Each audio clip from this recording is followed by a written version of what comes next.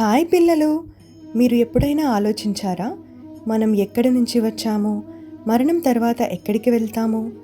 ఈ అద్భుతమైన విషయాల గురించే మనం ఈరోజు తెలుసుకోబోతున్నాం. అదే భగవద్గీత 8వ అధ్యాయం అక్షర బ్రహ్మ యోగం. ఈ అధ్యాయంలో ఈ విశ్వం ఎలా పనిచేస్తుంది, దేవుడు అంటే ఎవరు, మనం మన లోకం విడిచిపెట్టి వెళ్ళేటప్పుడు ఏం జరుగుతుంది అనే పెద్ద రహస్యాల గురించి కృష్ణుడు అర్జునుడికి చాలా సులభంగా వివరిస్తాడు. అర్జునుడు కృష్ణుడిని ఒకేసారి 7 చాలా ముఖ్యమైన ప్రశ్నలు అడుగుతాడు.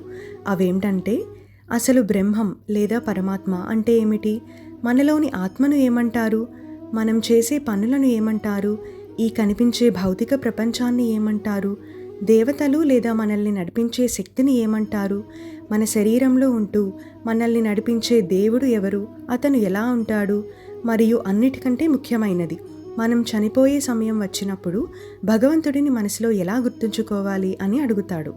కృష్ణుడు అర్జునుడు అడిగిన ప్రతి ప్రశ్నకు చాలా ఓపికగా సమాధానం ఇస్తాడు.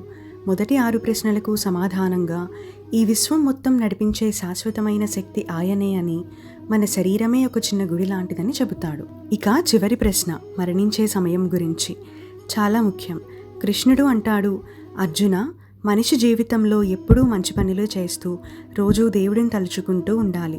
మనం రోజంతా దేని గురించి అయితే ఎక్కువగా ఆలోచిస్తామో, చివరికి మరణించే సమయంలో కూడా మన మనసులో అదే తిరుగుతుంది. ఆఖరి క్షణంలో మనసు దేవుడి మీద పెట్టి అన్ని ఆలోచనలు పక్కన పెట్టి ఓం అనే ప్రణవ మంత్రాన్ని జపిస్తూ శరీరం వదిలిపెడితే ఆత్మ నేరుగా భగవంతుడి లోకానికి వెళ్తుంది. మరి ఈ చాప్టర్ ద్వారా పిల్లలమైన మనం ఎలాంటి మంచి అలవాట్లు నేర్చుకోవాలి? మొదటిది, ఎప్పుడూ మంచి విషయాల గురించే ఆలోచించండి, ఎవరికీ చెడు తలంచకండి. రెండవది, రోజు రాత్రి పడుకునే ముందు లేదా ఉదయం లేవగానే 1 నిమిషం కళ్ళు మూసుకుని దేవుడికి థ్యాంక్స్ చెప్పండి లేదా ఓం అని జపించండి.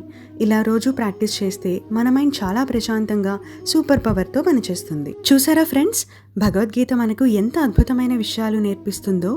ఈ వీడియో మీకు నచ్చితే వెంటనే లైక్ చేయండి, మీ ఫ్రెండ్స్ అందరికీ షేర్ చేయండి.